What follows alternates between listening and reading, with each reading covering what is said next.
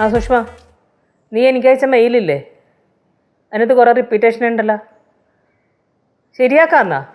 അത് കൊള്ളാല്ല. ഇതിപ്പോൾ ഞാൻ പറഞ്ഞോണ്ടല്ലേ നീ അറിഞ്ഞത്, അല്ലെങ്കിൽ ശ്രദ്ധിക്കുമായിരുന്നാ? അല്ലേ അങ്ങനെ തന്നെ അങ്ങോട്ട് അത് ഫോർവേഡ് ചെയ്യുമായിരുന്നു അല്ലേ? ഈ സോറി പറഞ്ഞ എന്താ കാര്യം എന്നേ? ചെയ്യേണ്ട ജോലി മര്യാദക്ക് വൃത്തിയായിട്ട് ചെയ്യാൻ പഠിക്കുക, ശ്രദ്ധിച്ച്.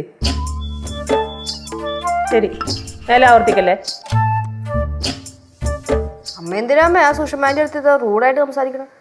സുഷ്മേൻ്റെ ഫ്രണ്ട് തന്നെയാണ്, പക്ഷെ ഞാനേ അവിടുത്തെ മാനേജറും കൂടിയാണ്.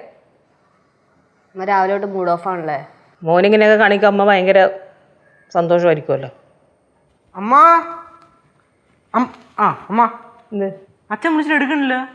റിങ് ചെയ്ത് നിൽക്കണ്. സാറിനെ ഞാൻ വിളിച്ച അച്ഛൻ എടുക്കണേയാണ്.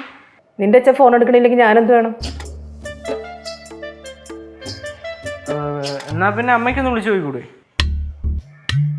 നിനക്ക് വേണമെങ്കിൽ നീ വിളിക്ക്, ഇറങ്ങിപ്പോയതല്ലേ ഇവിടുന്ന്. എന്നാ പിന്നെ എല്ലാവരെയും വാശിയും വെച്ചോണ്ടി. എന്താ ഇവിടെ നീ വല്ലതും കഴിച്ചാ? ഒന്നും കഴിയണമല്ലേ, ഒരു ദിവസം കഴിച്ചില്ലെങ്കിൽ വലിയ കുഴപ്പമൊന്നുമില്ല.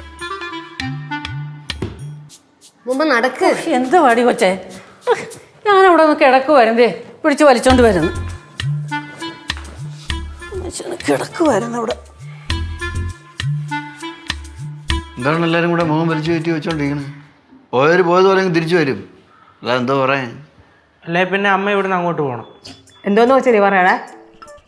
ഞാൻ ലീവ് എടുത്തിട്ട് നിന്റെ അച്ഛൻ്റെ പുറകെ പോകാനല്ലേ? കൊള്ളാം. എൻ്റെ അച്ഛൻ ഓരോന്നൊക്കെ ഇവിടെ കാണിച്ചു കൂട്ടിയായിരുന്നു, അതിനൊപ്പം ഞാൻ കൂട്ടുനിന്ന്. അതിനെയാണ് ഞാൻ ഇപ്പം അനുഭവിച്ചുകൊണ്ടിരിക്കണേ.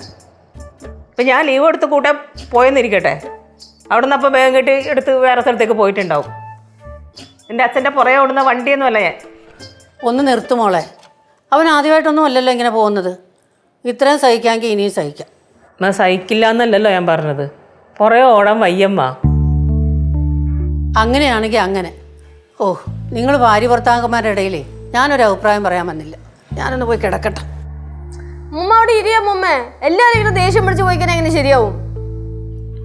ഇപ്പം ആര് ദേഷ്യം കാണിച്ചാലും ദേഷ്യം കാണിച്ചില്ലെങ്കിലും ചിലരിങ്ങനെ പോവും. 6 60. എല്ലാവരും കൂടെ അറിയിച്ച് നാണം കിടണ്ട.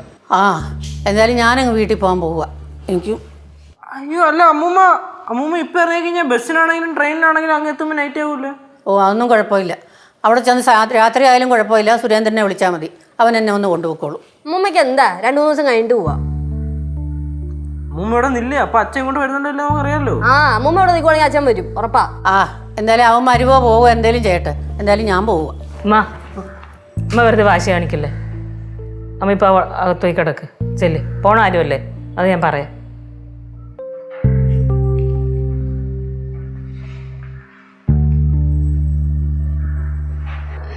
അമ്മ എന്ത് പറഞ്ഞാലും അമ്മൂമ്മ കേൾക്കുമല്ലേ?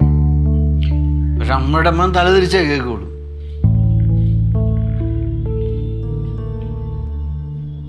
കട്ടക്കലിപ്പ ഉറപ്പല്ലേ? അച്ഛനാണ് അച്ഛൻ.